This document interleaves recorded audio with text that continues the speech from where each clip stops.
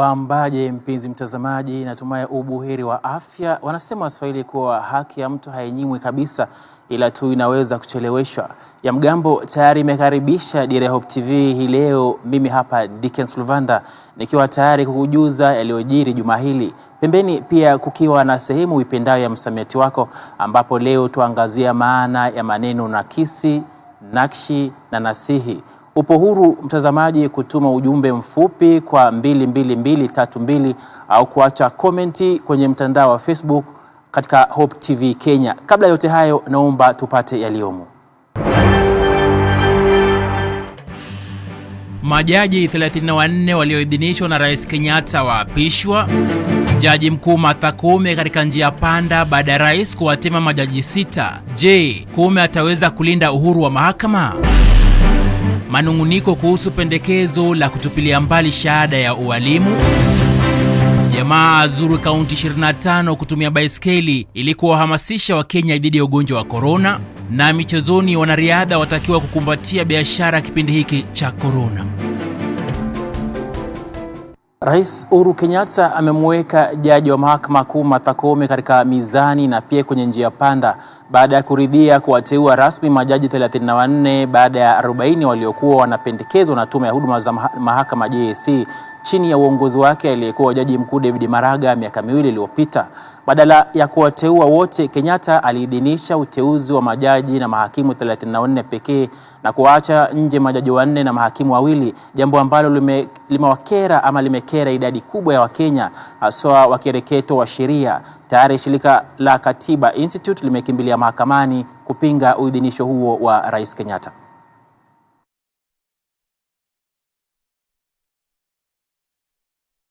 I, Martha Karambu Koome. Wiki chache tu baada ya uapisho wake ili kumrithi David Kenani Maraga, jaji mkuu Martha Koome tayari ameanza kushuhudia kibarua kigumu katika utendakazi wake, haswa katika kudhibitisha kuwa idara ya mahakama ipo huru kabisa na haingiliwi wala kuyumbishwa na ofisi ya rais au idara yoyote ile serikalini. Regards the appointment of judges, Article 166(1)(b) of the Constitution states that the President shall appoint judges in accordance with the recommendation of the Judicial Service Commission. Despite this clear provision and the 3 court orders, the President has failed to appoint the 41 judges, now 40 because one of them has since died, unfortunately, recommended to him by the Judicial Service Commission. Ni David Kenani Maraga mnamo Novemba 27 mwaka 2020 akimkosoa rais kwa kufeli kuwateua majaji 41 hata baada ya mahakama kutoa amri kuwa alitekeleze hilo mara moja. Uamuzi wa Rais Uhuru Kenyatta wa kuwafungia nje majaji 4 na mahakimu 2 waliokuwa kwenye orodha ya majaji 41 ambao walipendekezwa kuteuliwa rasmi ili kuhudumu katika mahakama mbalimbali kumezua kashfa kutoka pembe mbalimbali, wengi wakisema kuwa Kenyatta anadharau katiba aliyoapa kuilinda na kuzidisha kejeli na dharau lake dhidi ya idara ya mahakama. Under Article 35 of the Constitution, Kenyans have a right to information to know why other judges have been left behind. As we thank him the ones he has appointed, we request him to appoint the other ones. Because it was even ruled in court that those judges must be appointed. So he has gone again against the law to appoint others and leave others out. Kupitia gazeti la kitaifa, Kenyatta aliwateua majaji 34 na kuacha nje majaji Weldon Korir, Agri Muchelule, George Odunga na Profesa Joel Ngugi, siku chache tu baada ya mahakama ya rufaa kutoa mwelekezo kuwa kesi ya kutaka kurejeshwa kwa BBI isikizwe na jopo la majaji 7 mwishoni mwa mwezi huu wa Juni. Mahakimu waliotemwa nje na Kenyatta wanajumuisha Evans Makori Kiago na Judith Omange Cheruiyot, rais akirejesha majina yao kwa tume ya JSC kwa madai kuwa uadilifu wao ni wa kutiliwa shaka. Aidha, ikumbukwe kuwa majaji Joel Ngugi na George Odunga ni kati ya jopo la majaji 5 waliotoa agizo kwamba mchakato wa BBI ambao waendeshwa na Rais Uhuru Kenyatta na Raila Odinga ni kinyume cha sheria. Wakenya wengi wakinadi kuwa uamuzi wa Odunga na Ngugi kuhusu BBI ndio uliosababisha Kenyatta kuwatema. Kinara wa Kenya Martha Karua, rais wa chama cha mawakili nchini LSK Nelson Havi, msomi Makau Mutua, wakili Ahmed Nasir Abdullahi, pamoja na aliyekuwa mgombea wa urais Profesa James Ole Kiapi ni baadhi tu ya viongozi waliokosoa uamuzi wa rais wa kuwatema majaji hao na kusema kuwa rais hana budi ila kuheshimu pendekezo la JSC pamoja na mahakama la kuwateua majaji wote kwa wakati mmoja. Dickens Luvanda, Dira Ya Hope TV. Naam, hayo yakijiri, majaji 34 ambao uteuzi wao uliidhinishwa na Rais Uhuru Kenyatta Alhamisi wameapishwa rasmi katika ikulu ya Nairobi, hafla iliyohudhuriwa na Jaji Mkuu Martha Koome na Rais wa Mahakama ya Rufaa Daniel Musinga. Rais Kenyatta aliongoza hafla hiyo Ijumaa alasiri na kuwataka majaji hao kuwa na maadili mema katika utendakazi wao. Walioidhinishwa na kuapishwa wanajumuisha majaji wa mahakama za rufaa, uajiri na mahakama za mazingira na ardhi.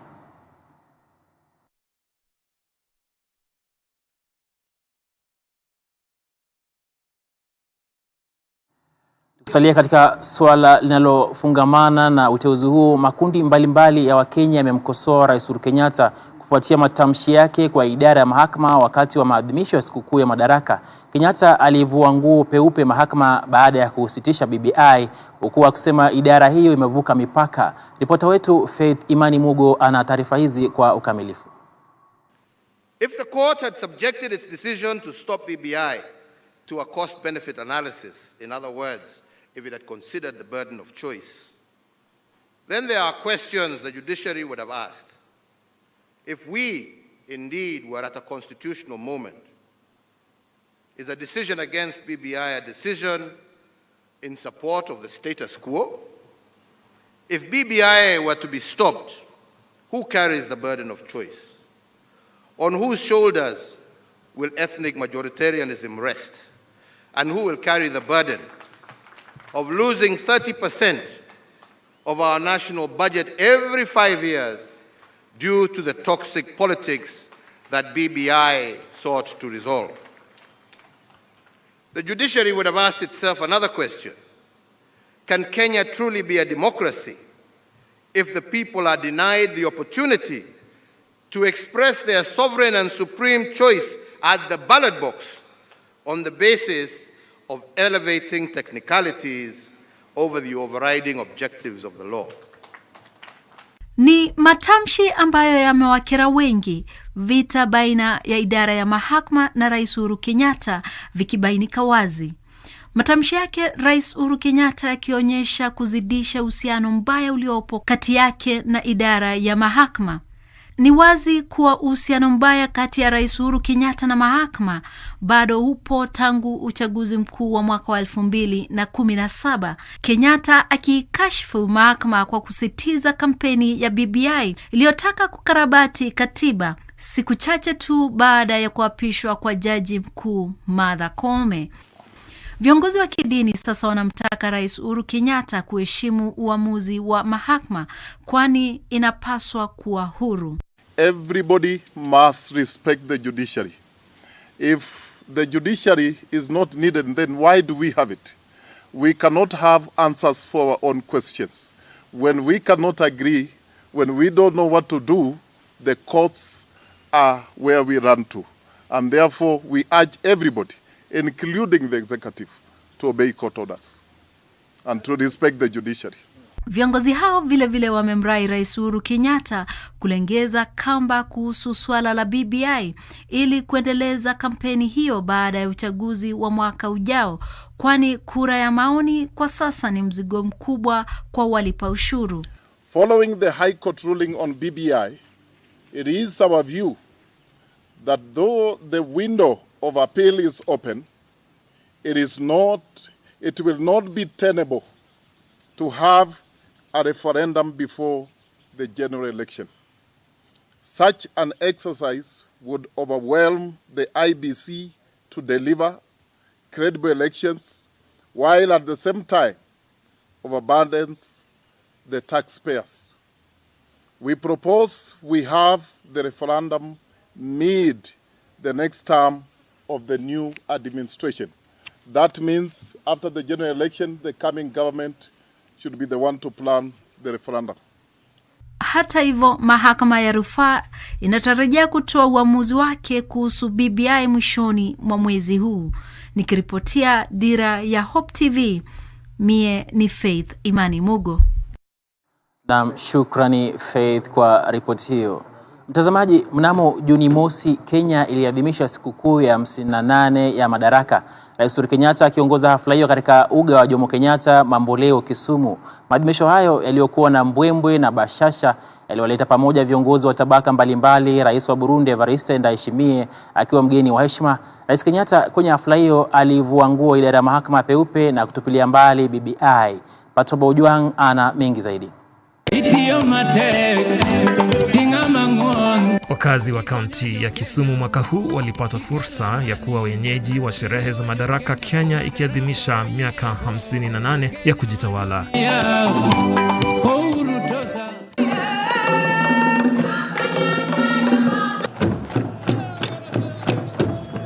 Rais Uhuru Kenyatta aliongoza sherehe hizo zilizofanyika katika uwanja wa Jomo Kenyatta akiwa mwenyeji wa Rais wa Burundi Evariste Ndayishimiye aliyewasili Kenya mnamo Mei 31 kwa ziara ya siku 2 akiwa pamoja na mkewe.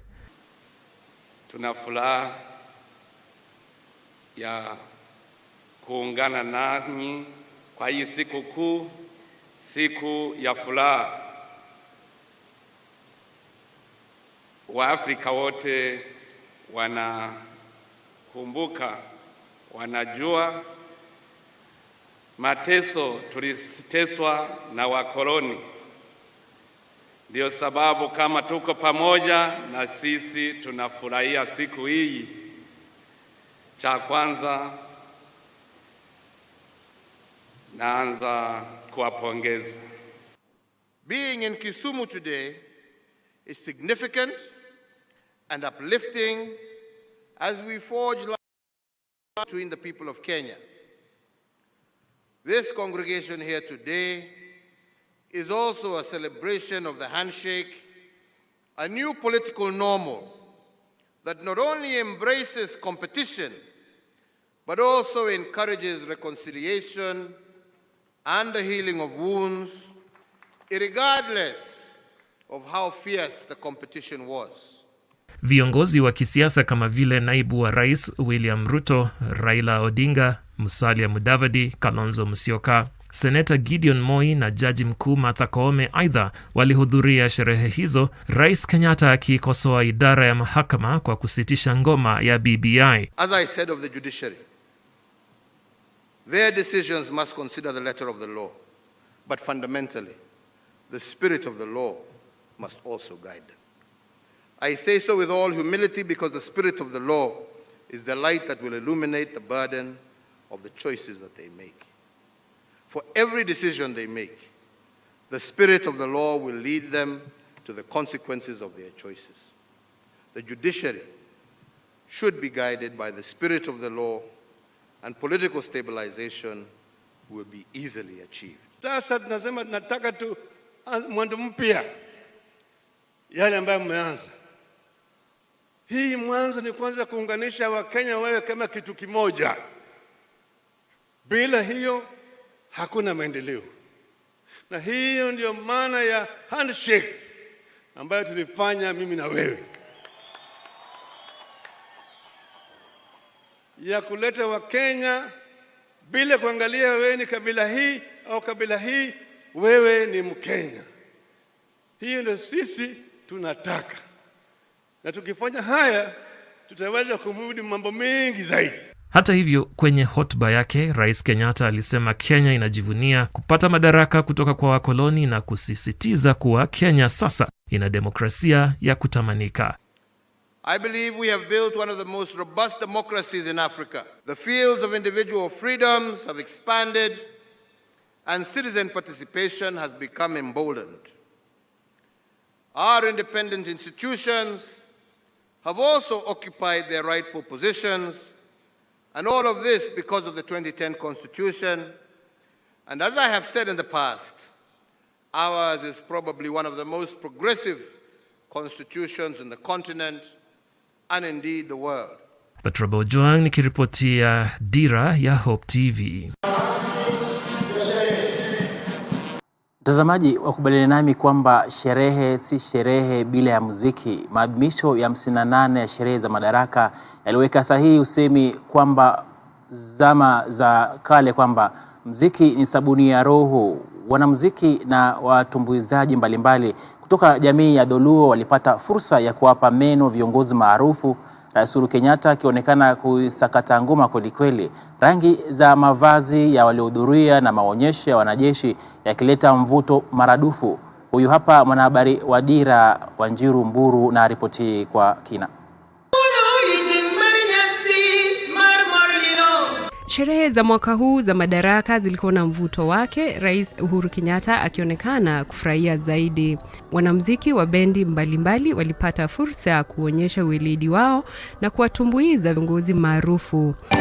Itio mate, tinga mangon, ikonyojo Kenya, ikelamani, iriwojo Kenya, Madaraka weyego. Rais wa Burundi Evariste Ndayishimiye na mkewe Angeline Ndayubaha Ndayishimiye wakiwa wageni wa heshima. Kenyatta alionekana kufurahia muziki uliokuwa wachezwa na kundi la wanamuziki kutoka jamii ya Luo, viongozi waliokuwa naye katika ukumbi wa watu maarufu wasiachwe nyuma.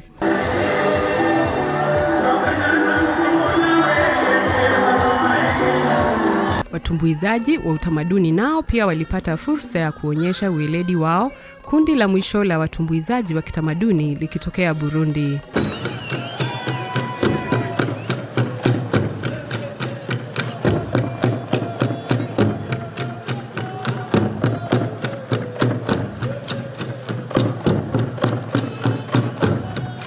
Wanajeshi nao pia walionyesha ujuzi wao wa kulinda taifa katika maonyesho ya sherehe za Madaraka, wengine wakipaa kutoka angani kwa kutumia parachuti kwa uangalifu mkubwa.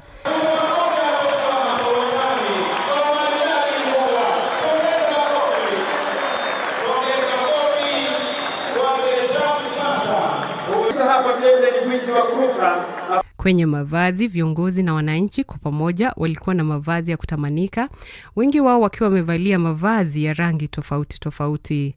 Viongozi kama vile naibu wa rais William Ruto na mkewe Rachel Ruto, mama taifa Margaret Kenyatta, Aida Odinga, jaji mkuu Martha Koome wakiwa wamevalia mavazi yaliyoashiria Uafrika.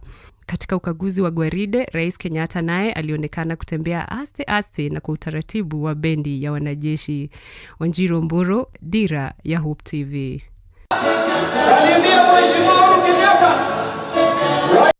Naam, shukrani Wanjiru Mburu. Aliyekuwa mwalimu mkuu wa shule ya upili ya wasichana ya Ishashiri Jane Muthoni tayari ameanza kuhudumu kifungo chake cha miaka 30 gerezani.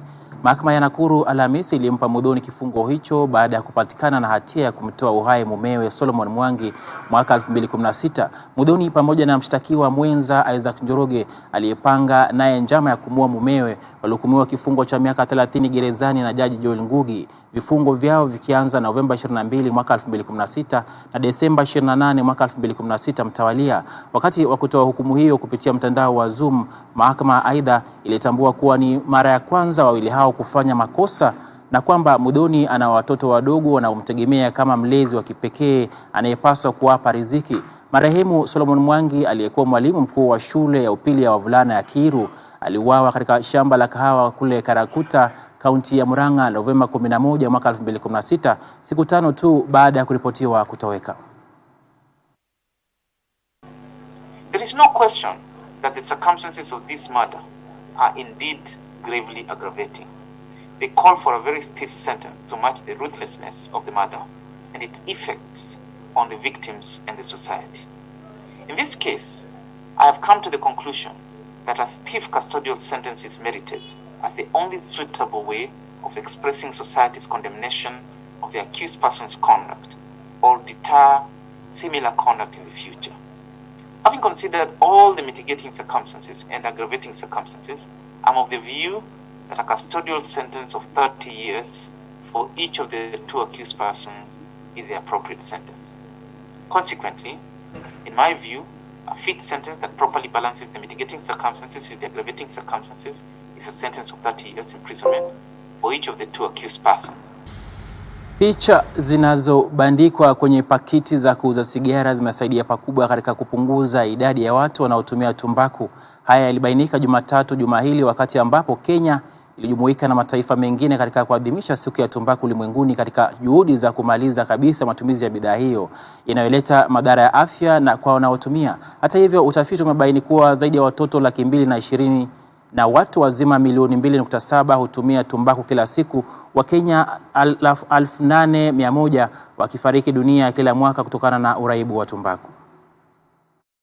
There should be new legislation, new law that should enforce that nobody should buy cigarettes or tobacco products until they are over 21. We also have a lot of fight with the multinational tobacco companies that make farmers plant our staple foods, but they are planting tobacco. We say no, and we are telling our government use whatever law, including the Chiefs Act, to make sure that tobacco farming is banned in Kenya. Our agenda has been and remain to be, because we are on course, is that we ensure that young people in this nation are not initiated to smoking when really they can't understand the consequence of starting smoking.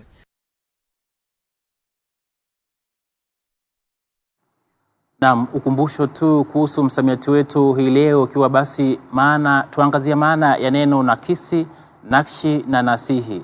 Zidi kujaribu kwa kutuma jumbe zako katika mtandao wa Facebook na nambari ya ujumbe mfupi ya 22232, nami basi nitaweza kupitia. Tupate kupumzika kidogo, tukurejea basi tuna mengi zaidi.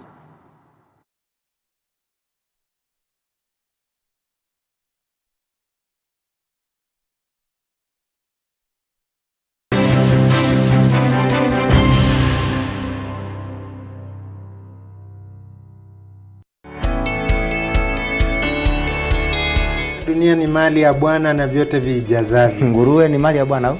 Ni mali ya Bwana. Bata ni mali ya Bwana? Ni mali. Wewe kula basi. Acha mambo mengi. Yesu ndiye njia. Muislamu yoyote ambaye anamkataa Yesu, kwanza sisi tunamjua ni kafiri. Bila huyu Yesu, mtu aendi kwa Baba. Ungana na walimu wa neno wanapochambua masuala tata katika Biblia, wakiyalinganisha na vitabu vingine vya kidini. Je, kuna ushahidi wowote Muhammad aliwahi na Qur'ani? Na hii Qur'ani muliitoa wapi? Halo? Piga simu moja kwa moja na pia uchangie kupitia SMS na Facebook. Itawezekana kitabu cha Biblia ambaye mwanakiamini kuwa ni kitabu cha Mwenyezi Mungu ishindwe kumtabiri mtu ambaye ana wafuasi zaidi ya bilioni 100 duniani? Je, Muhammad amekufa ama yuko hai? Ungana nasi kila Jumamosi saa 2 hadi saa 4 ya usiku kwenye runinga uipendayo ya Hope TV.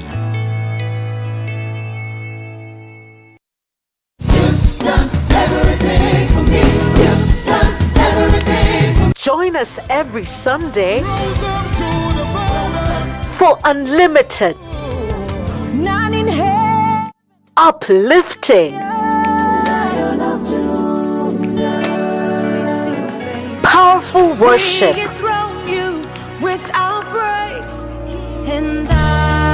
only on Extended Worship.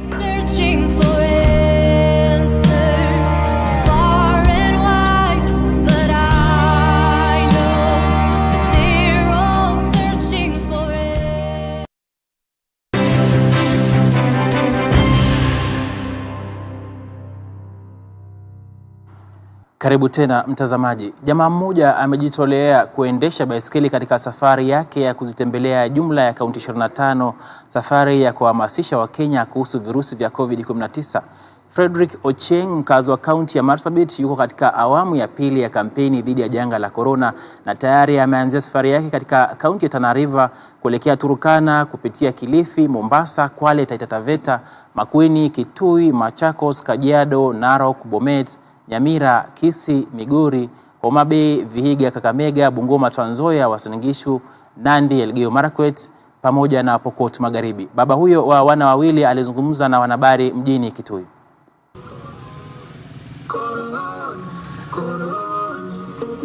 Kaunti ambazo nilikuwa nimeamua kuzipitia ni 25. ambayo inatoka north hadi kule south. Inahuzunisha sana unaposikia Wakenya wengi wanasema janga hii ni biashara ya serikali. Natumaini hakuna mzazi wala hakuna kiongozi yeyote anataka watu wake wafe. Janga hii ni janga ambayo ni ya ukweli, inaua na inaua kwa haraka sana. Ile kitu inauma zaidi, tunajua janga hii tunaweza kuyashinda na tuko na matumaini tutaishinda. Janga hii inaweza kuanzwa kushindwa na serikali kuu. Nikisema serikali kuu, ninapiga directly kwa Kenya Police. Kwa maana Kenya Police ndio wako na nguvu ya control maisha za Wakenya hawa. Ni uchungu sana naposafiri na baskeli naona basi inabeba overdose ambaye Minister of Health imekataa. The same to Nissan, the same to boda boda. Ninaomba viongozi ambao wanasimamia upande wa usalama, upande wa transport, tafadhali kwa kupenda nchi hii, tusipende fedha. Tuweze kufuata ile sheria za Minister of Health na tutashinda hii janga. Naomba wa Kenya, hakuna dawa ya corona. Dawa ya corona ni moja pekee yake. Wiki chache tu baada ya kuzinduliwa rasmi kwa bandari ya Lamu, bandari ya kuunganisha Kenya pamoja na Ethiopia na Sudan Kusini kupitia mradi wa Lapset, lalama za ajira tayari zimeanza kusikika. Baadhi ya vijana wa Lamu wanalalamikia ubaguzi katika utoaji wa ujira wa bandari hiyo na mamlaka ya bandarini nchini KPA. Chache ni furaha yangu kutangaza kirasmi ya kwamba bandari yetu ya Lamu kutoka leo saa 10 kamili iko wazi kwa biashara. Ni bayana kuwa kuzinduliwa kwa egesho la kwanza la bandari mpya ya Lamu mnamo Mei 20 kuliwapa wakazi wa kaunti ya Lamu sababu ya kutabasamu kwa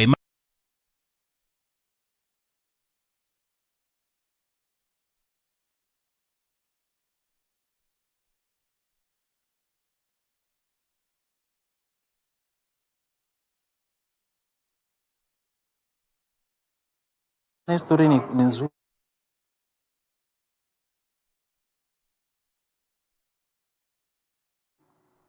Samahani basi mtazamaji kwa tatizo la taarifa hiyo.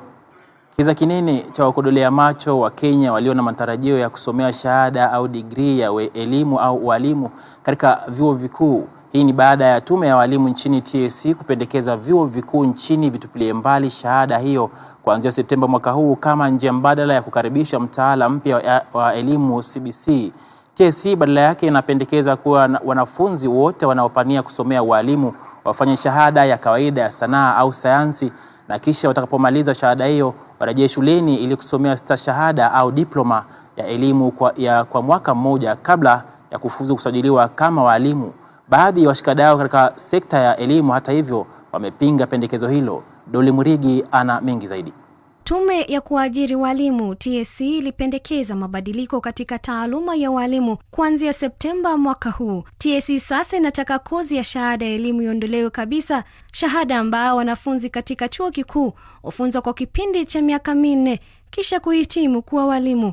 Watakaotaka kusomea walimu watatakiwa kusoma kozi za sanaa kisha diploma ya mwaka mmoja ya mafunzo maalum. Order for us now to train our teachers who are going to teach in the high school, who are going to teach CBC in the high school, in addition to the ones that are already there who are just getting the upgrading, the newer ones can be taught differently.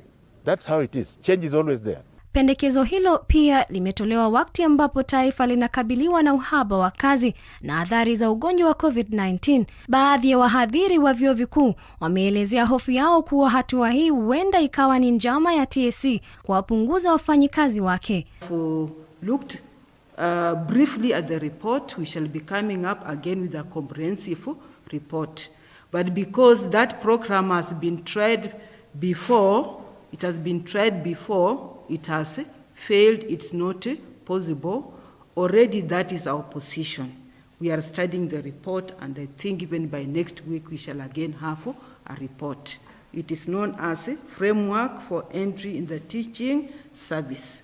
Aidha, sekta ya elimu ni mojawapo ya zile zilizowaajiri wafanyikazi wengi zaidi nchini, wakiwemo walimu. TSC ikisema kuwa maandalizi haya yanafanywa ili kuwezesha mtaala mpya wa CBC kufaulu. Need for us, and we are going to have the first group of diploma teachers trained from June this year, It has delayed because of COVID, and their focus will be the competency-based curriculum. When you get to the university level, we have already prepared our universities to start the intake, and perhaps this would be the right time for thinkers and scholars like myself to think and decide whether it is the time to do things differently. TSC inasema tajriba ya mwalimu wa kisasa inafaa kuangazia ujuzi wa masuala kama vile uvumbuzi, utambuzi wa mawasiliano ya kidijitali, utumizi wa simu za kisasa pamoja na tarakilishi, kuimarisha utaalamu wa mafunzo bora na uwezo wa kuendelea kufahamu teknolojia mpya. Dolly Mwirigi, Dira Ya Hope TV.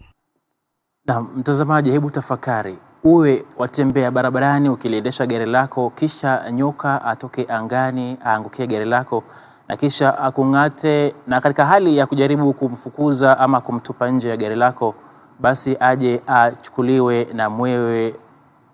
Hebu tafakari. Basi ndicho kisa ambacho kilimpata afisa mmoja wa serikali ya kaunti ya Kitui ambaye anaendelea kupata afueni baada ya kung'atwa na nyoka katika kisa cha kutamausha ambacho kimewaacha Wakenya wengi mtandaoni na minong'ono.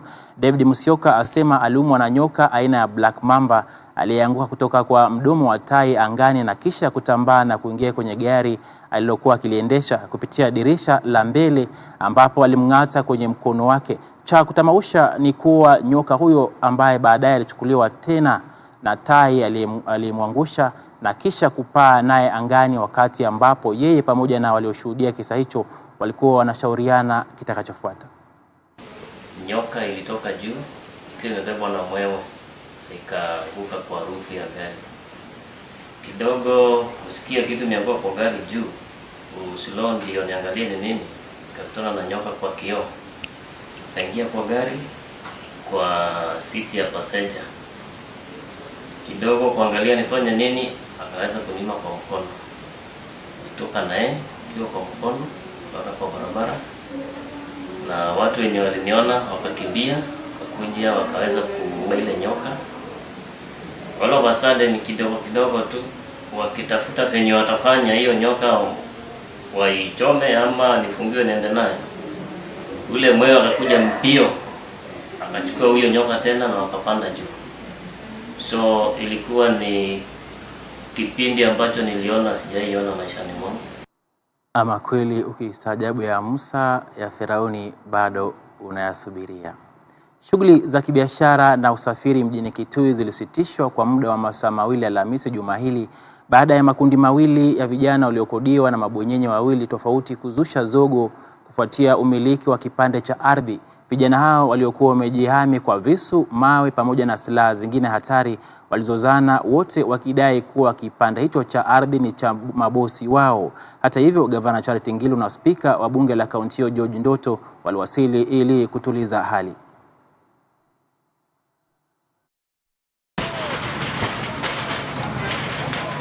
Taharuki ilitanda mjini Kitui baada ya kundi la vijana waliohusishwa na matajiri wawili maarufu kuzozania kipande cha ardhi, huku wakiwaacha baadhi ya wakaazi na majeraha. Biashara na usafiri zilivurugwa na vijana hao waliojihami na mawe, visu na silaha hatari, huku wakaazi wakikimbilia usalama wao kutokana na mawe yaliyorushwa pande tofauti. Kijana mmoja alizidiwa huku polisi wakiwasili pamoja na gavana wa Kitui Charity Ngilu, spika wa bunge la kaunti George Ndoto na baadhi ya maafisa wa kaunti hiyo.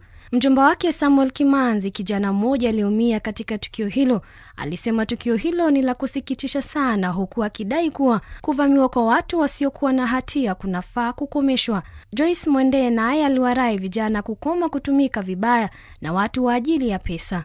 Nyinyi kama youth wa Kitui mnakubali kutumiwa vibaya, mnapewa mawe, mnapigana kwa mawe, na watu wenye wanapiga wako intact, wao wako safe. Don't let these people misuse you. And then mfanye biashara, hiyo pesa wanawapea wawapatie ufanye biashara, si wapatie pesa mgongane na mawe. That is misusing the youth. Tupatiwe kazi tufanye instead of kupigana. Kupigana itasaidia mtu, it will not bring food on your table. Ripoti kutoka wizara hata hivyo ilifichua kuwa Cheka Oil Product kama mmiliki wa shamba hilo linalozozaniwa na ambalo lipo katika barabara kuu ya Kitui Nairobi. Naye Spika Ndoto alidai kuwa aligawiwa shamba hilo mwaka wa 1989 na aliyekuwa rais marehemu Daniel Moi wakati alipofanya kazi kama waziri wa serikali ya KANU.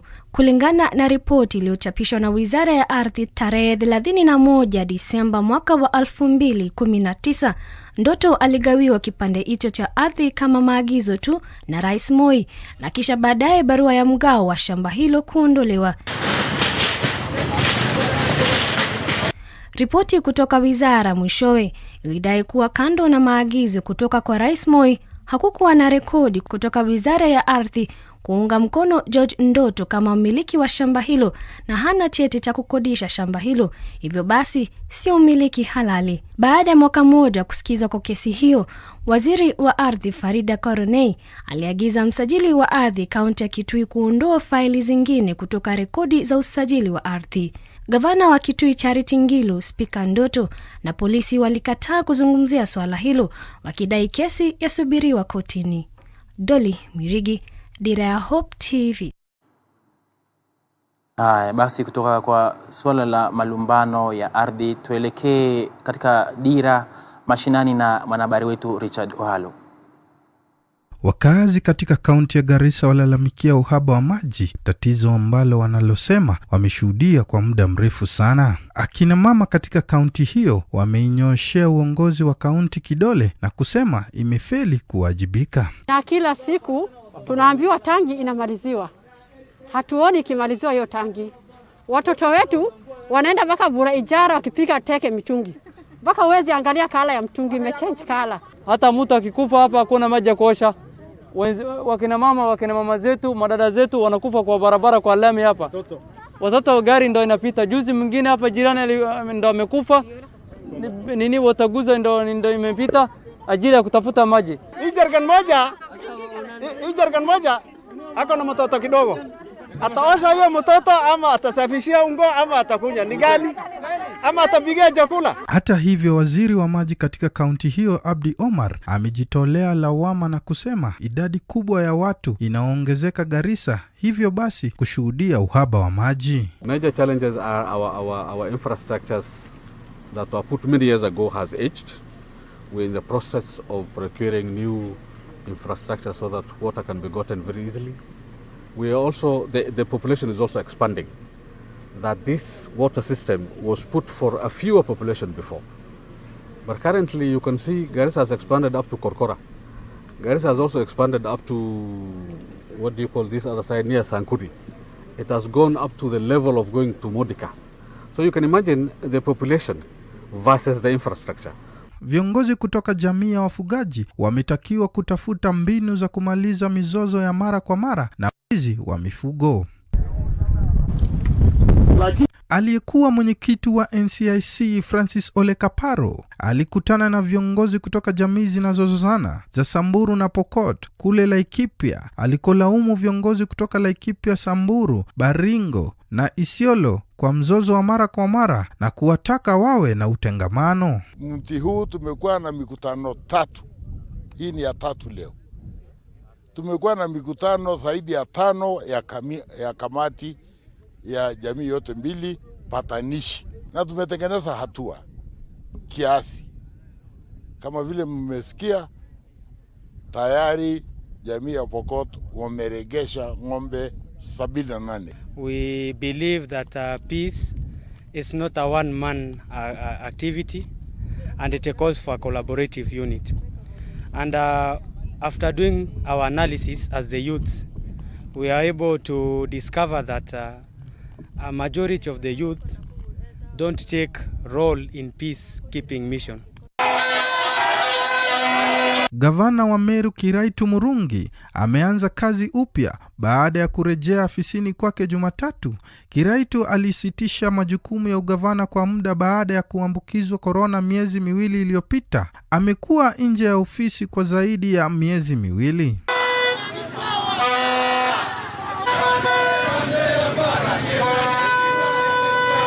Gavana huyo alirejea afisini na kupokelewa kwa shangwe na wakaazi wa Meru.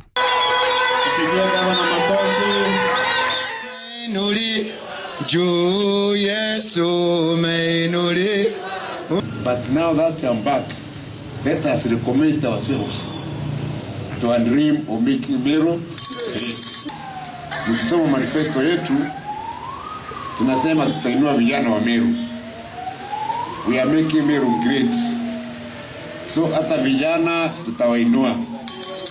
And we are fighting not only for political visibility but also for economic empowerment. Kule Kakamega, benki ya Equity imeshirikiana na afisi ya mbunge wa Lurambi Titus Kamala kupanda miche katika shule tofauti tofauti ili kutunza mazingira. Benki hiyo tayari imepanda miche 8,000 katika zaidi ya shule 4 katika eneo hilo.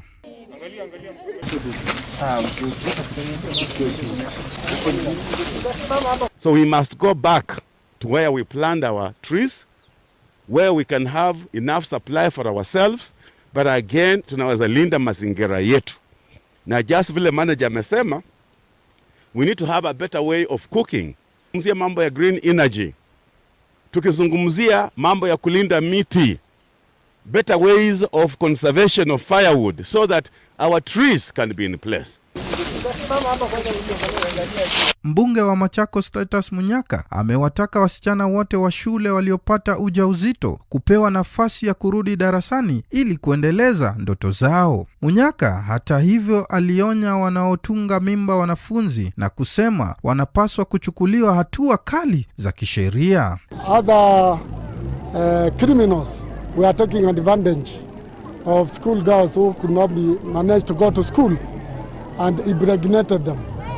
I want to support the president on the issue of taking serious measures against all those offenders, because I think the issue of impregnating school children should be taken as a capital offense.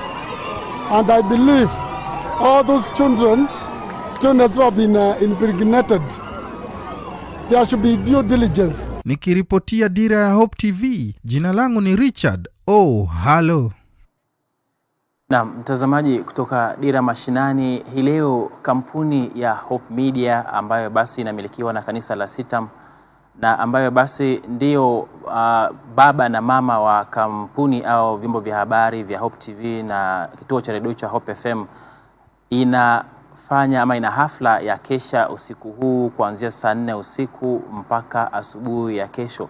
Na labda kama tunaweza kuungana na wanahabari au ambao wanaelekeza kesha hiyo, akiwa basi ni Samuel Kariuki na Maria Makao ambao pia ni watangazaji katika program au basi ukipenda katika kipindi cha Route 104 katika kituo cha Hope FM, watueleze ambayo basi wa Kenya ama wale ambao wanapanga kushuhudia kuhudhuria kesha hiyo wana nini haswa ambayo wangependa kutarajia. Kwako Samuel Kariuki na Maria Makao, tafadhali.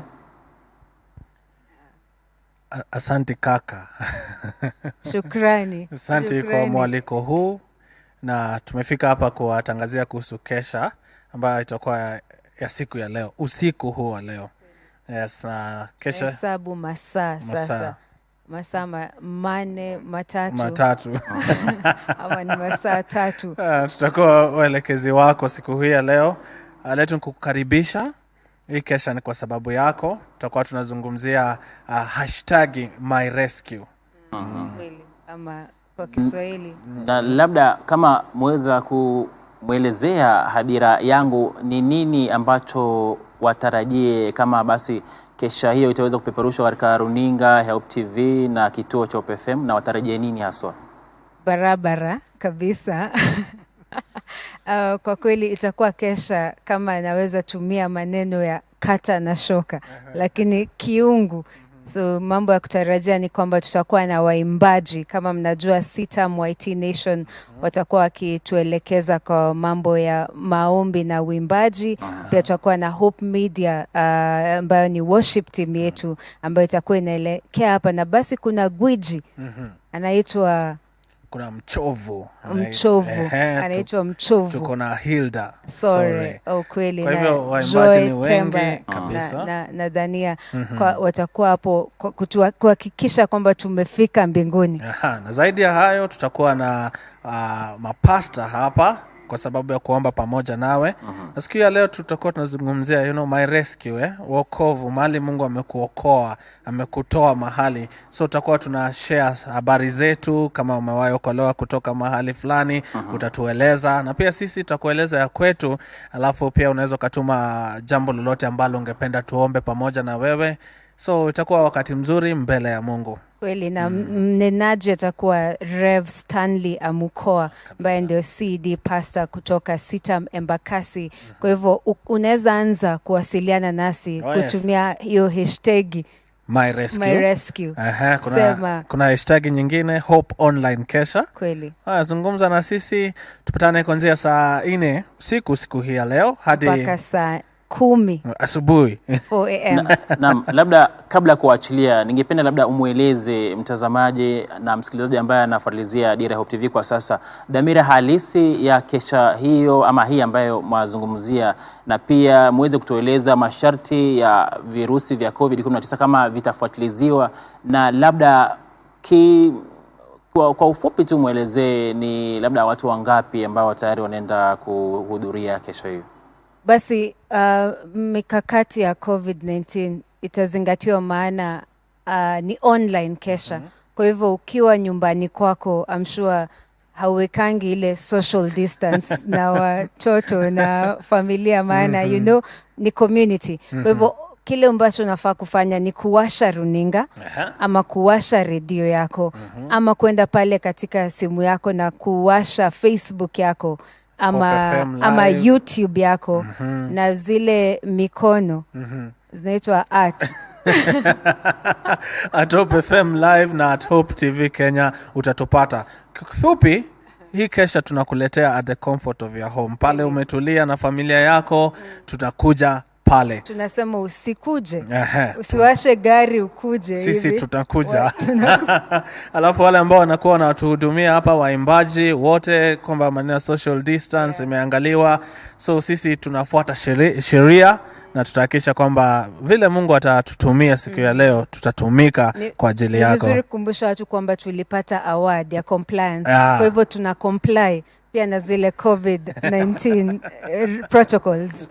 Naam, asante sana Maria Makau na Samuel Karuki. Mpenzi mtazamaji, ukitaka kufuatilizia zaidi unawapata katika kituo cha Hope FM kutoka saa 10 mpaka saa 1 jioni katika makala yao ama kipindi cha Route 104. Naam, tusonga mbele ni kwamba tuangazie sasa swala au msamiati wako kwa Dira Ya Hope TV, ambapo leo tulikuwa tuangazia neno nakisi, nakshi na nasihi. Nakisi, nakshi na nasihi, mpenzi mtazamaji, ambapo basi maana halisi ya nakisi ni hali ya kupungua kwa kitu sawia na upungufu, uhaba au uchache. Katika sentensi labda waweza sema kwamba mchango uliwezesha shilingi 100,000, kwa hivyo kuna nakisi ya 2,000. Na neno la pili basi au msamiati wa pili ukiwa ni kutia au nakshi, ikiwa basi ni kutia au kuzidisha urembo kwa kuchora, kutarizi au kwa kuchonga. Katika sentensi waweza sema kwamba nyumbani kwake kumenakshiwa vizuri sana. Na la mwisho kabisa likiwa basi ni nasihi, ambapo ni nasihi ina maana kwamba kutoa mashauri mema yenye busara kwa mja fulani, au basi kunasihi pia ni kutaka radhi. Naam, twende kidogo angalau niweze kupunga unyunyu. Nikirejea basi nitakuletea taarifa za biashara na spoti. Usibanduke mtazamaji.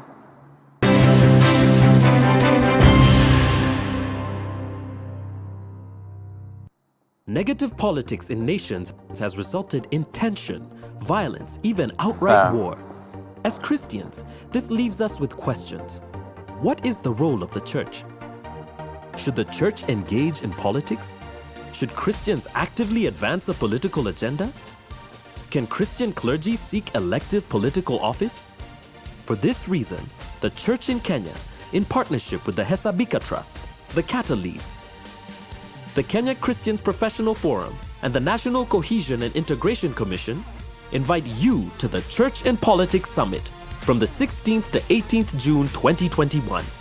This one-of-a-kind 3-day summit happens virtually and seeks to bring together church leaders, Christians in the marketplace, leaders of theological schools, current and aspiring political aspirants, university and college student leaders, among others.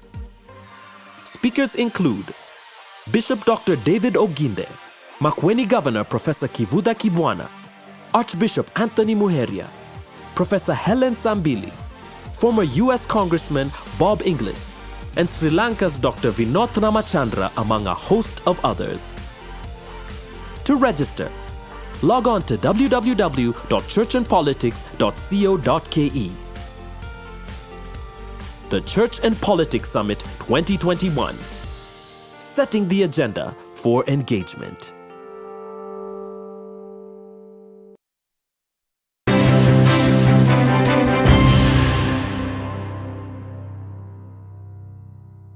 Karibu tena. Rais Uhuru Kenyatta amefufua upya klabu ya 4K katika uwanja wa maonyesho ya Jamhuri jijini Nairobi ili kusaidia katika kufufua kilimo shuleni na kwa makundi ya vijana nchini.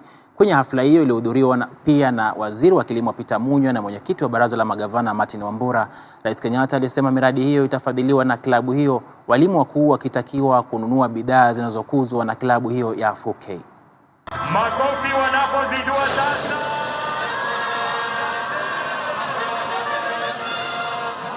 The rebranding of the 4K clubs is a response to the need to align our agricultural policies and programs to the dynamics of a fast-changing society powered by the innovations, creativity, and talents of our young people.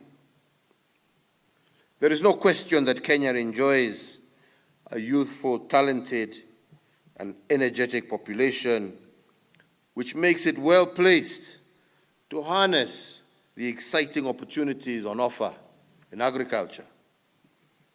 We must aim, therefore, to equip our young people in schools and out of school with the skills, the values, the attitudes that will enable them to navigate the complexities of the modern world.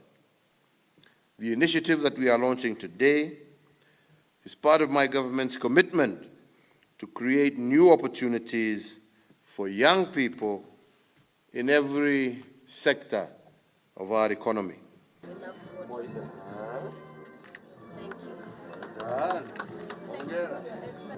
Msako dhidi wanaoendeleza biashara ya uuzaji viazi batata katika mifuko au gunia zilizozidi kilo 50 waendelea ili kufuatia kanuni za mwaka wa 2019 za uuzaji wa zao hilo.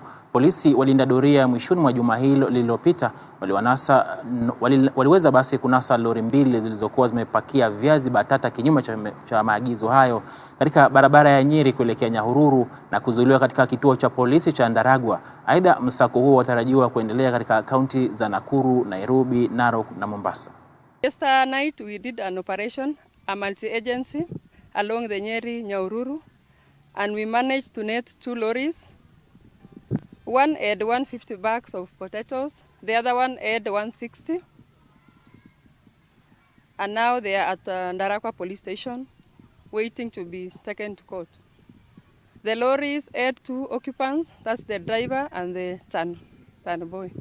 We were able to detain the driver. We had the weighing machine, and the regulation states that it's 50 kgs. And even by the look of the way you see the bag, it should not be extended, the nets on top. That's what we based our arrest on. County government of Nyandarua has purchased the weighing scales. There is one in every sub-county. So whichever lorry is arranged, even when we go to the farms, we usually carry these weighing scales. So there is one per sub-county, and we are even to continue buying more, so that wherever we get them, even being transported, even in the farms, we are to go to those sites. Na basi tuzamia viwanjani ambapo mji wa Eldoret watarajia kuwa na uga 2 za michezo ili kuzidisha uwezo wake wa kuwa mwenyeji wa aina mbalimbali za michezo. Hii ni baada ya serikali ya kaunti ya Uasin Gishu chini ya uongozi wake Gavana Jackson Mandago kuanza kujenga upya uga wa 64 au 64 kwa jumla ya shilingi bilioni 1.1 mkopo wa Benki ya Dunia, huku ukarabati wa uga wa Kipchoge Keino ukiendelea pia.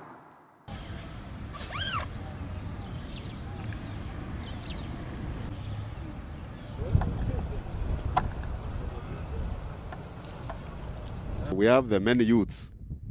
Chaos.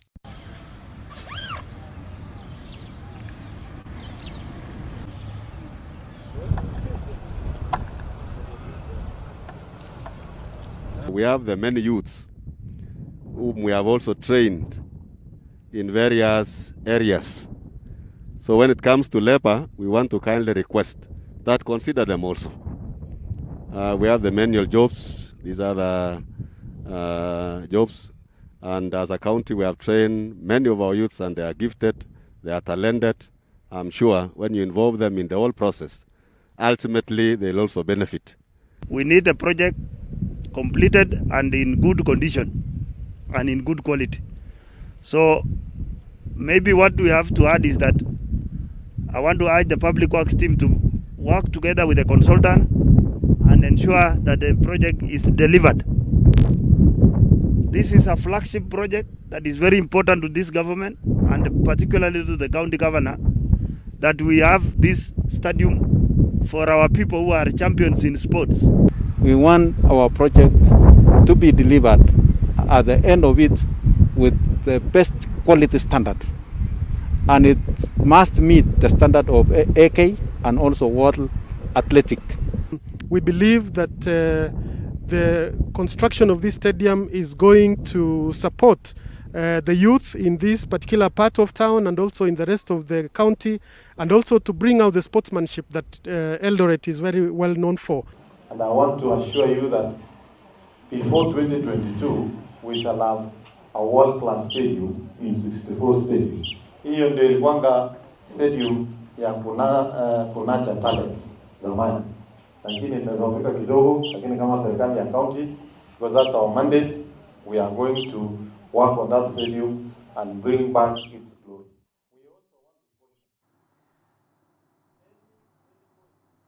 Na kufuatia hali tata na uhaba wa shughuli za michezo nchini kutokana na maambukizi ya virusi vya corona, wanariadha katika kaunti za Laikipia na Nyandarua wametakiwa kubuni mikakati nyingine kama vile kuzamia biashara ili kujikimu kimaisha.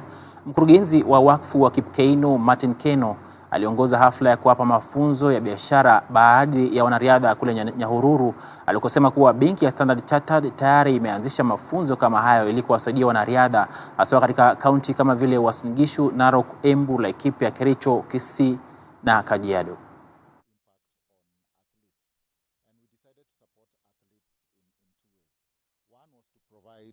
Some health and care products, and 2 was actually to provide some entrepreneurship training for these athletes. The second part was quite important because a lot of athletes have told us through Athletics Kenya that they actually need that knowledge. Many times they do get prize money when they win races, and the question is, what do they do with that prize money? What businesses can they run? How can they run those businesses? So today in Nyahururu we have 100 athletes who are going through training. As we speak, they are going through their business plans. For 1.5 days, they have gone through training on how to run a business. What are the things to think about? What are the costs? How do you manage yourself? How do you do debt management? How do you raise capital? This program between Kipkeino Foundation, Standard Chartered, and SSC Athletics Kenya is really to support the athletes of this region during the COVID-19 pandemic. It's to support them. Na mtazamaji, tumefika tamati ya Dira Ya Hope TV, la kabla hiyo ningependa basi kupitia tu comment ama mawili matatu ambayo basi umeweza kutuma kwenye mtandao wa Facebook. Joski Shamzi asema kwamba Kiswahili kutukuzwe, anapongeza Karis na Maria.